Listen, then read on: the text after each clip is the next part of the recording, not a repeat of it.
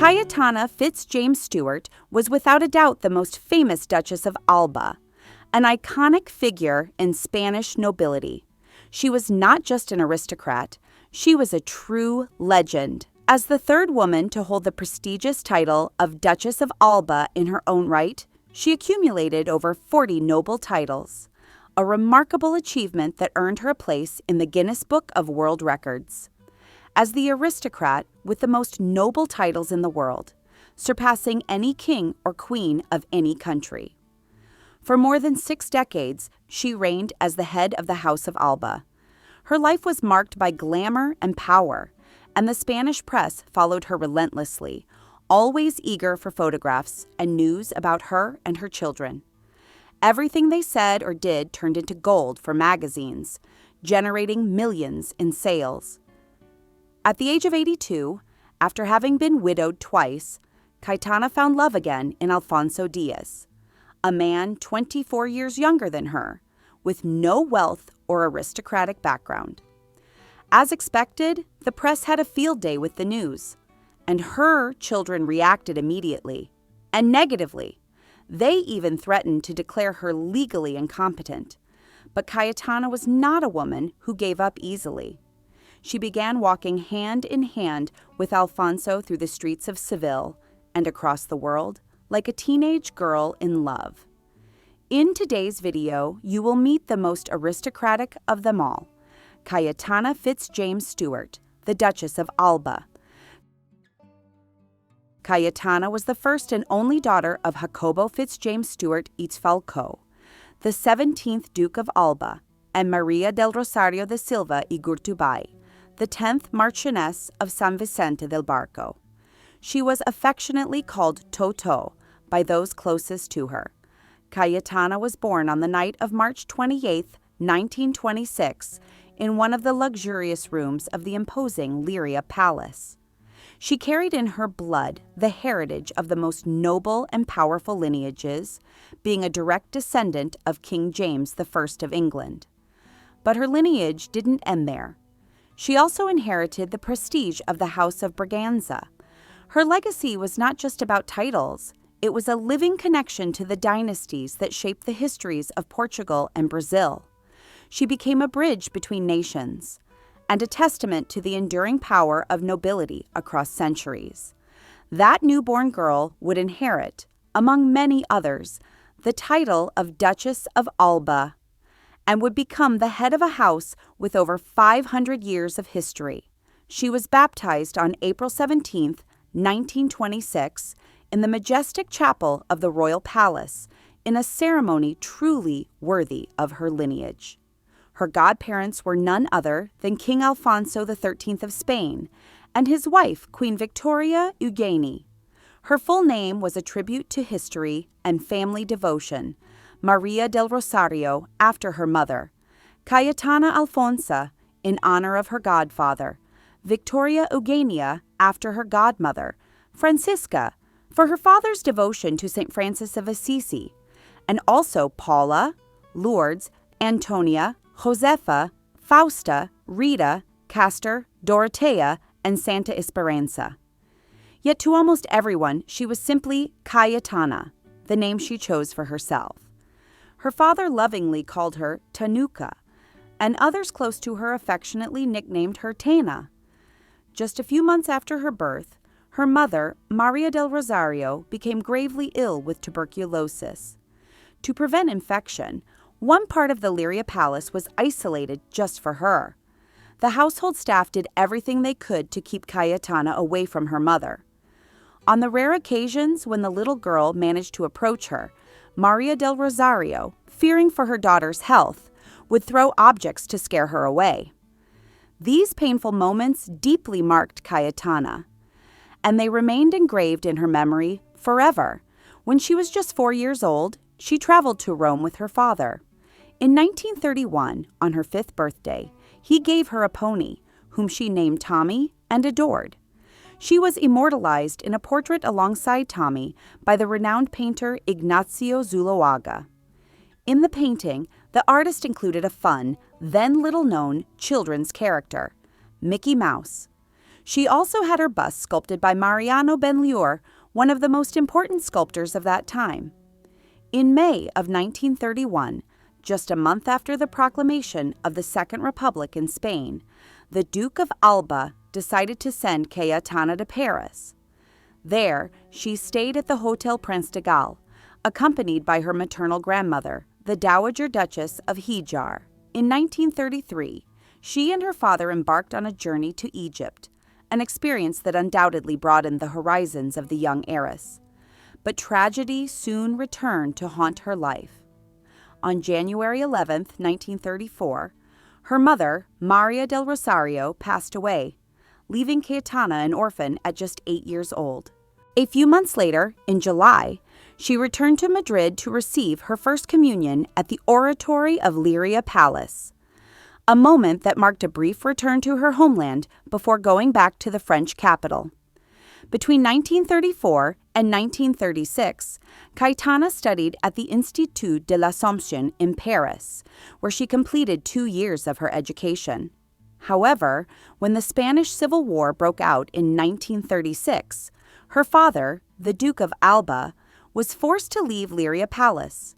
He made crucial decisions to protect his most treasured possessions. The paintings were carefully stored in the vaults of the Bank of Spain. The carpets and tapestries were sent to the Royal Tapestry Factory, and the library's most valuable documents were deposited at the British Embassy in Madrid. Thanks to these swift and thoughtful measures, a large part of the family's heritage was preserved. The palace itself was left nearly abandoned, inhabited only by a maid and her husband. But on November 17, 1936, German planes from the Condor Legion bombed Madrid, and the palace was hit. A fire consumed the third floor. And although the flames were eventually controlled, the fate of Liria Palace was sealed. Republican soldiers invaded the estate, looted what remained, and set it ablaze again. In the end, the once magnificent building was reduced to just 4 outer walls. During the Battle of Madrid, her paternal uncle, Hernando, Duke of Peñaranda, was brutally killed. And during the course of the war, her beloved pony was shot and killed.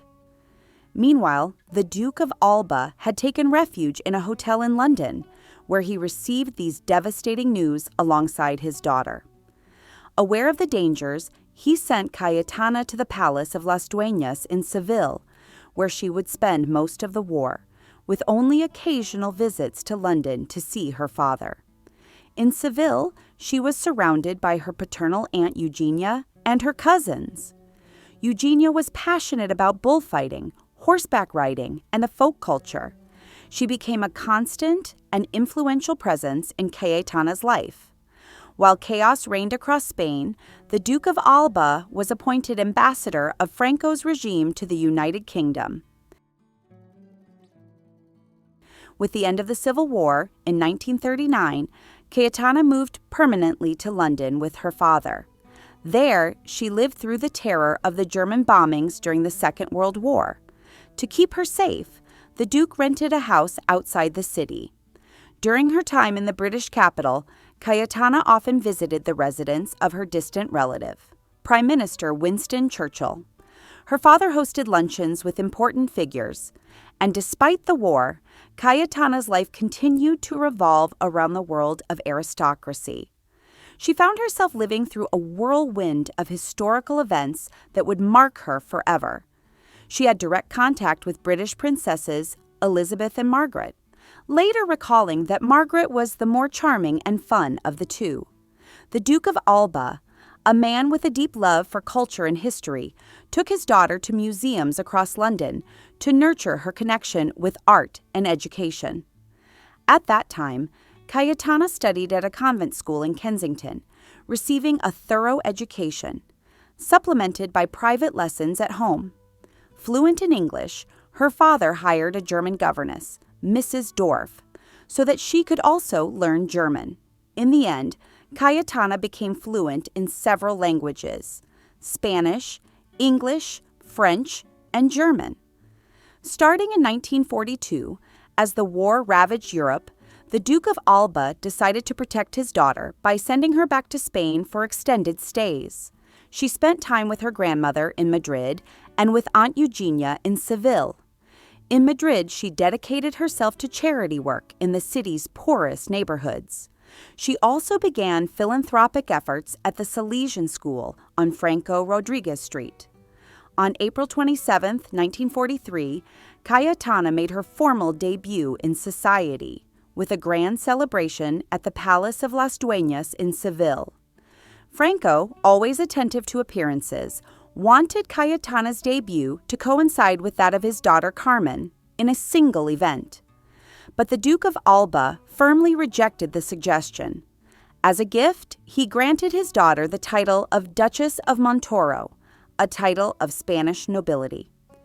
2,000 invitations were sent for the event, which was attended by nobles, ambassadors, and prominent figures from the cultural world. In addition, the Duke of Alba made a generous donation to the city to be used for charitable projects. The celebration was reported in an article in the New York Times.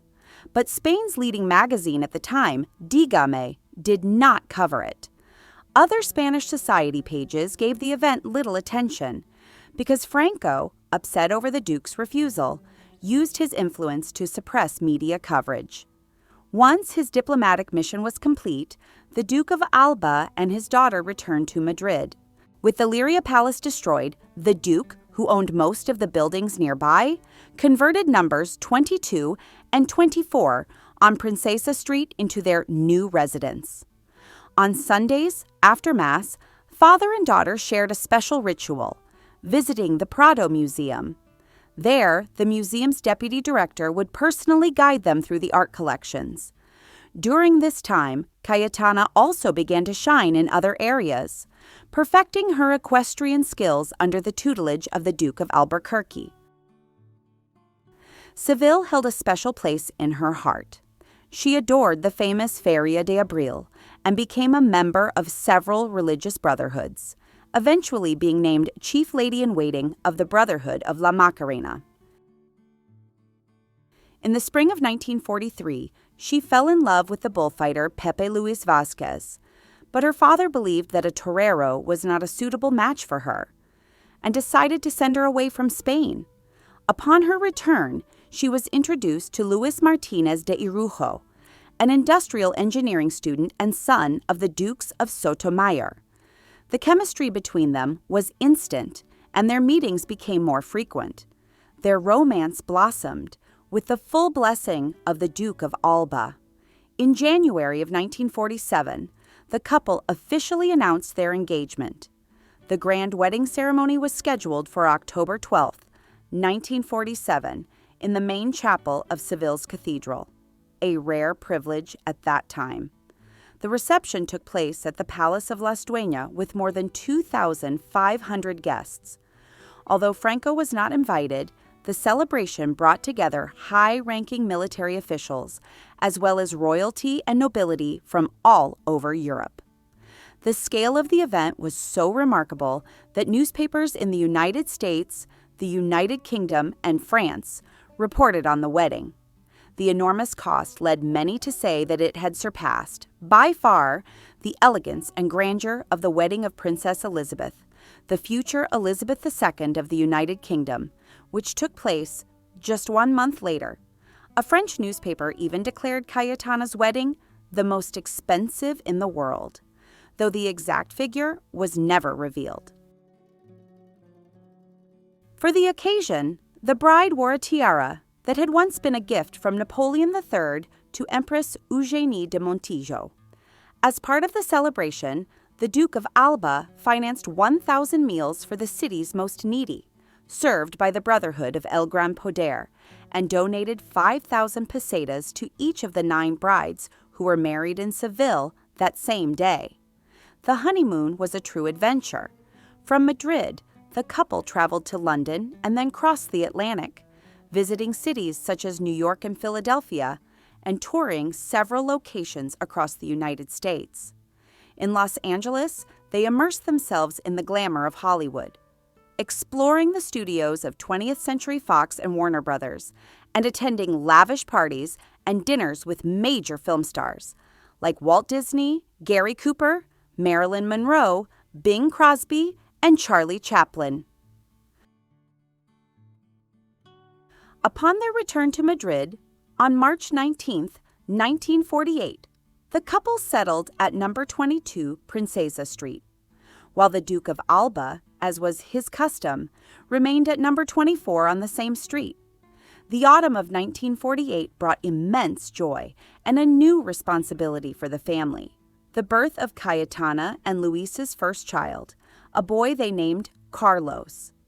This event not only filled the family with happiness, it also marked a turning point for the House of Alba.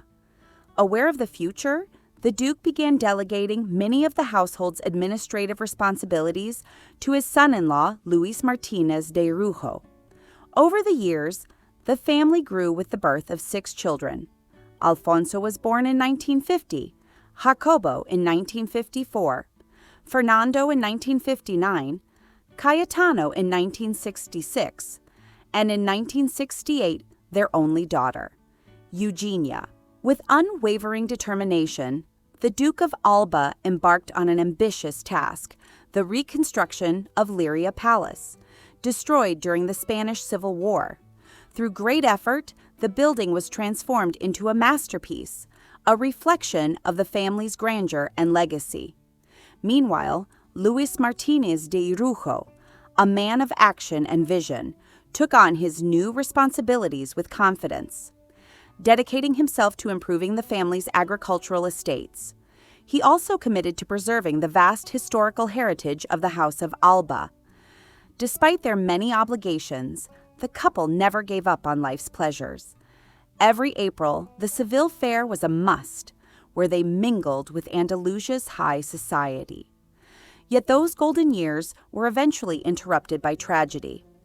In December 1953, the Duke of Alba, weakened by lung cancer, set off, unknowingly, for his final journey to visit his dear friend, Victoria Eugenie of Battenberg. In Switzerland, his health deteriorated rapidly. On December 23rd, Cayetana and Luis were informed of the seriousness of his condition and immediately traveled to the Swiss clinic where he was being treated. Cayetana managed to say goodbye to her beloved father, who passed away on December 24th of that year. The Duke of Alba's body was brought back to Spain and buried with full honors in the family pantheon of the House of Alba. Cayetana, a great lover of flamenco, learned to dance bulerías with legendary teachers like Pastora Imperio and Enrique El Cojo. But her love for the arts went even further. She also had a deep appreciation for classical music. After the reconstruction of Liria Palace, she moved into the residence, transforming it into a cultural hub and gathering place for prominent figures. In its luxurious halls, she welcomed personalities such as Prince Juan Carlos de Borbón, the future King of Spain, and international stars like Charlton Heston and Sophia Loren.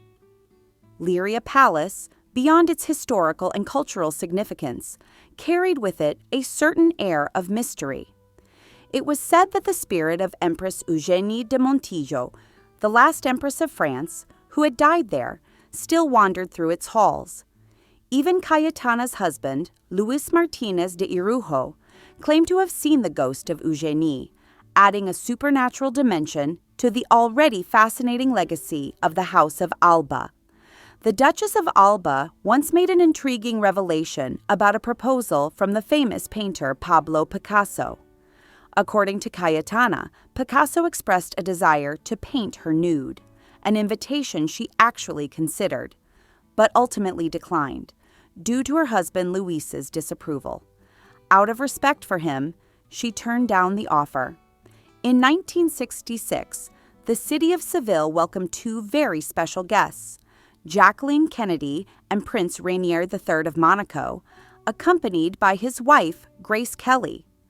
During the visit, Jackie Kennedy painted a watercolor that is still preserved today in the Empire Room of the palace, adding a personal and artistic touch to the Duchess of Alba's historical legacy. It's said that between Jackie Kennedy and Grace Kelly, beyond the glitter of social events and the elegance of the parties, there was an underlying tension that could not be ignored. The story began with the closeness between John F. Kennedy and Grace Kelly in their youth, fostered by their shared Irish roots and the proximity of their families. There were even plans for marriage between them, plans that were ultimately blocked by John's father, Joseph Kennedy, who feared that marrying an actress might damage his son's political career. If Jackie Kennedy ever became aware of this history, it could have fueled a deep, unspoken animosity between the two women. Nevertheless, Princess Grace later stated that she only met John Kennedy in the 1950s, while he was hospitalized for back problems. But the real turning point in their alleged rivalry came after John Kennedy's assassination on November 22, 1963. That day, the Prince and Princess of Monaco, despite the tragedy, they chose not to cancel a party they were hosting. Their reaction was viewed as cold and insensitive by Jacqueline Kennedy. When Grace Kelly later called to offer her condolences, Jackie responded curtly through her assistant, "Tell her I can't speak to her right now." That moment marked a definitive rupture between the two women. Years later, during their visit to Seville, they were forced to share the same roof during the official events, but both made sure to keep their distance. It's said that the Duchess of Alba, always conciliatory by nature, tried to ease the tension and bring them closer, though without success. Even so, she insisted on inviting them both to a private gathering at the Palace of Las Dueñas. Due to the discreet nature of this encounter, no details are known, only that after leaving Seville, Jackie and Grace never saw or spoke to each other again, at least not in public. In 1969, Cayetana's husband, Luis, was diagnosed with leukemia. He was transferred to Houston for treatment, where he passed away on September 6, 1972. His body was flown back to Spain, with Cayetana by his side. The wake was held at Liria Palace, and the funeral took place at the family pantheon. That day, thousands of people crowded the streets of Madrid to say their final goodbyes. Luis had managed the affairs of the House of Alba, and after his death, Cayetana, together with her sons Carlos and Alfonso, and a newly appointed administrator, assumed that great responsibility. The Duchess of Alba was widowed at just 46 years old. She had solemnly promised never to marry again, but fate had other plans. Despite her vows, she had several admirers. Among them, the movie star Stuart Granger, who tried to win her heart. In 1975, with her striking presence, Cayetana visited the La Paz Hospital in Madrid to inquire about the health of Francisco Franco. She was also present at various events related to the dictator's death. That same year, on November 22nd, she witnessed the ascension of Juan Carlos I as king in the Palacio de las Cortes. It was in that moment of political transition and national change that the Duchess met Jesus Aguirre y Ortiz de Zárate, a man whose background and path were as unconventional as Cayetana's life itself. Born out of wedlock to a military officer, Jesus was raised by his mother and educated in philosophy and theology. He initially became a priest, but left the clergy in the 1960s and went on to become an influential publishing director. Later, in 1978, he was appointed Director General of Music and Dance by the Ministry of Culture. After a period of courtship, and despite her former vows, the Duchess and Jesus became engaged. Their wedding ceremony, scheduled for March 16th, was held privately in the chapel of Liria Palace. Only close family and Jesus' mother were present. The only media outlet granted access to the event was the newspaper El País. Upon marrying the Duchess, Jesus became president of the Casa de Alba Foundation. However, on June 11, 1979, Cayetana and Jesus made a crucial decision. They amended their marriage contract to include a separation of assets clause, marking a new chapter in their life together, and reflecting the complexities of a relationship that defied expectations and traditions. Her children were not entirely supportive of the marriage. They found it unusual. Ironically, over time, as they married and eventually divorced, Cayetana remained steady and strong, still beside her second husband. Throughout the 1990s, the Duchess of Alba continued to leave her mark. She personally financed the complete restoration of a 19th century church in Seville, turning it into the headquarters of the Brotherhood of the Gypsies, a project completed in 1999. Her commitment to social causes earned her even more public recognition, and in 1997, she was named honorary president of the Spanish Multiple Sclerosis Association. Many called her the unconventional Duchess because she genuinely enjoyed being among ordinary people and expressed an absolute fascination with the Roma community. She stated on multiple occasions that she felt more at ease with them than with the high nobility. In March 1991, the City Council of Seville honored Cayetana by naming a plaza after her. However, the decade also brought darker times for the couple. Jesus began gradually withdrawing from public life, falling into a deep depression. In 1996, he was removed from the board of shareholders of the Prisa Group due to his ongoing absence from meetings. During those years, their lives unraveled. Cayetana lived in Seville, while Jesus spent his days alone in Madrid. Tragedy struck in May 2001. Jesus Aguirre died from a pulmonary embolism caused by pharyngeal cancer. He died alone, accompanied only by his butler.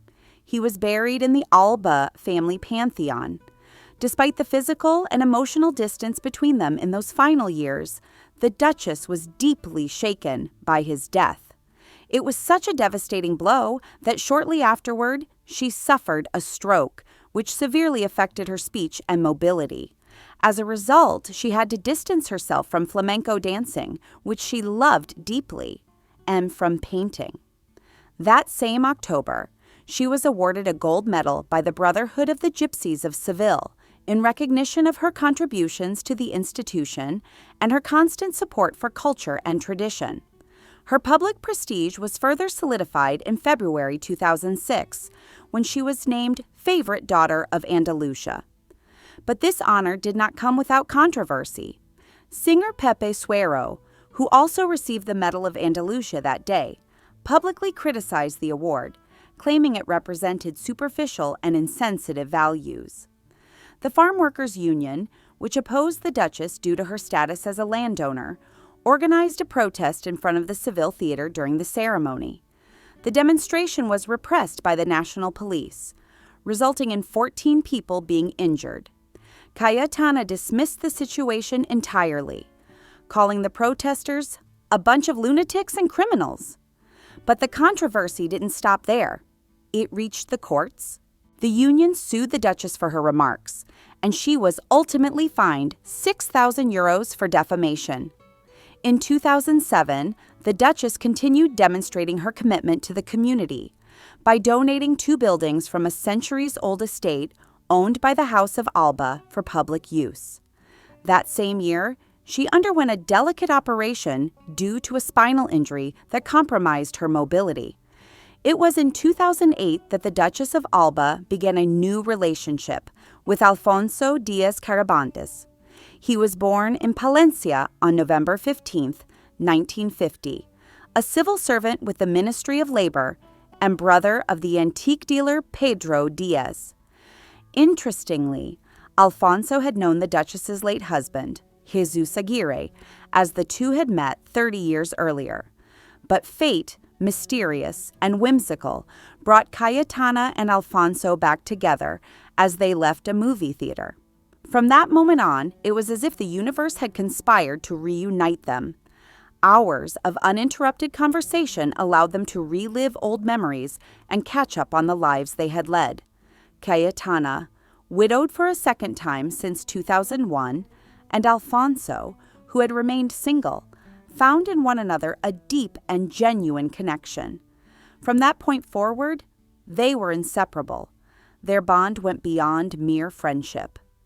Just a few months after that fateful encounter, Cayetana made the decision to confront and overcome the hydrocephalus that had plagued her and nearly left her unable to walk. She underwent surgery, and with Alfonso's support and love, she got out of her wheelchair, proving how deeply he had revived her spirit. Together they enjoyed traveling, bullfights, shopping, and celebrations, radiating a joy that could be seen in her glowing smile and renewed physical vitality. Alfonso's arrival in her life was a stroke of luck, one that transformed Cayetana's world completely. As she herself admitted, the change he brought was so profound that she decided she would marry him. But the road ahead would not be easy. From the very beginning, their relationship was surrounded by intense media speculation.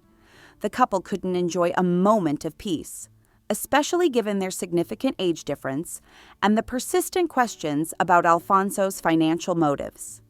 In November 2008, the satirical magazine El Jueves published a controversial cover depicting the Duchess semi-nude and surrounded by €500 bills, blatantly insinuating that the relationship was financially motivated. Outraged, the Duchess filed a lawsuit to have the edition withdrawn. But the greatest obstacle to the relationship wasn't the press, it was her 6 children. Given her advanced age, they feared that marriage could complicate matters of inheritance. In fact, there were rumors that if she insisted on marrying Alfonso, they might attempt to have her declared legally incompetent in order to prevent the wedding, though all of them later denied this. Cayetana often told the press that she was happy with Alfonso, that she was the owner of her own life, and that if she wanted to marry him, she would...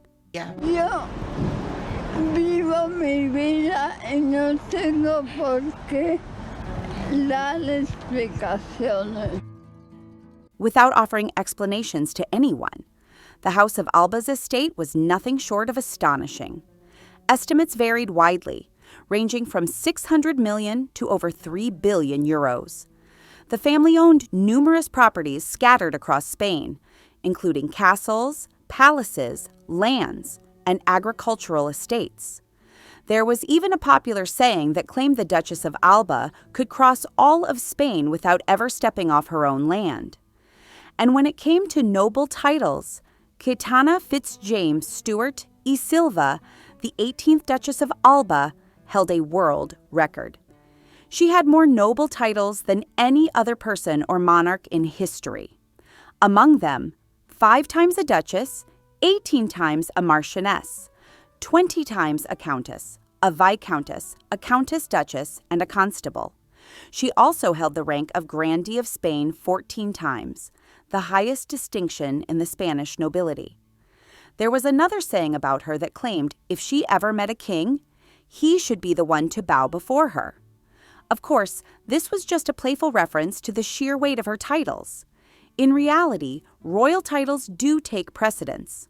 So whenever she met a king or queen, the Duchess always showed the proper reverence. Faced with mounting pressure and the complications of marrying her great love, Cayetana made a decisive choice. She divided her inheritance during her lifetime to avoid future conflicts and ensure the protection of her wealth. This occurred in July of 2011.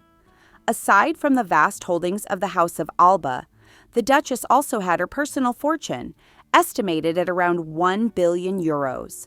She divided it into 3 equal parts: the legitima, legally required portion; the majora, additional share to favor certain heirs; and the free disposal portion.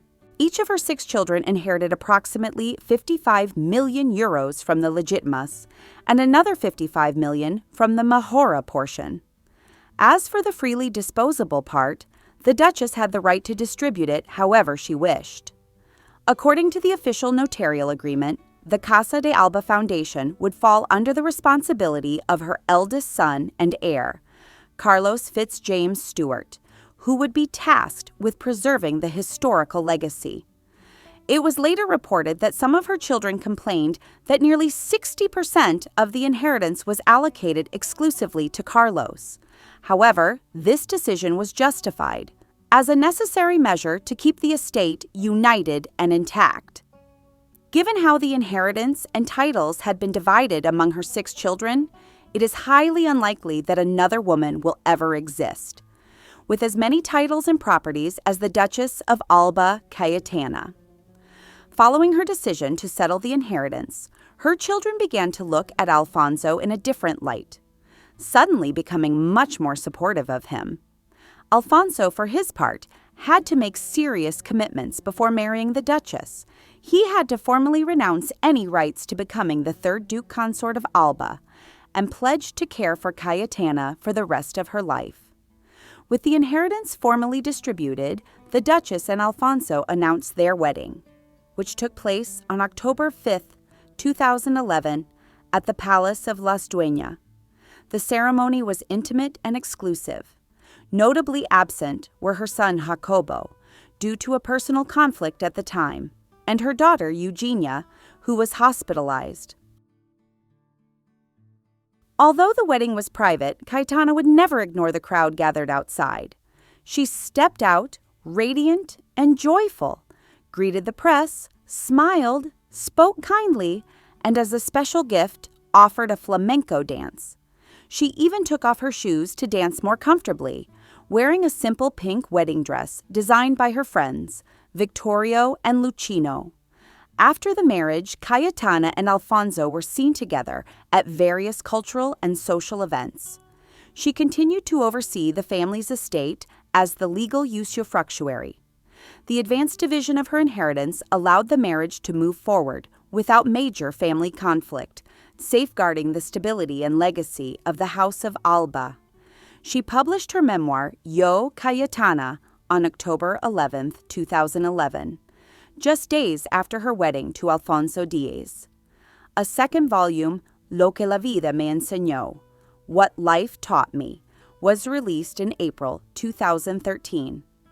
In the final days of her life, Cayetana Fitz-James Stuart was admitted to a hospital in Seville after her pneumonia worsened, following several days of gastroenteritis. Her 6 children made the painful decision to bring her home so she could spend her final moments in peace, surrounded by the comfort of her own surroundings. On the morning of November 20, 2014, at the age of 88, the Duchess of Alba passed away at the Palace of Las Dueñas, bringing to a close a life marked by unmatched grandeur. Her wake was held at Seville City Hall, and nearly 80,000 people came to pay their respects, a clear reflection of the profound impact Cayetana had on the city and the nation. The funeral took place at Seville Cathedral, with the attendance of many prominent figures from across Spain. A wreath of red roses from her widower, Alfonso Díez, carried a heartfelt message. I don't know if I ever managed to tell you how much I loved you, how much I love you, and how much I will always love you. After the funeral, her remains were cremated, and her ashes were taken to the sanctuary of the Brotherhood of the Gypsies. In her 2011 memoir, the Duchess had expressed her wish for her ashes to be placed there. However, in 2015, her son announced that a portion of her ashes would be transferred to the Alba family pantheon. During her funeral at Seville Cathedral, in the city she loved most, the cardinal described her with these words, noble by heritage and noble, very noble, at heart.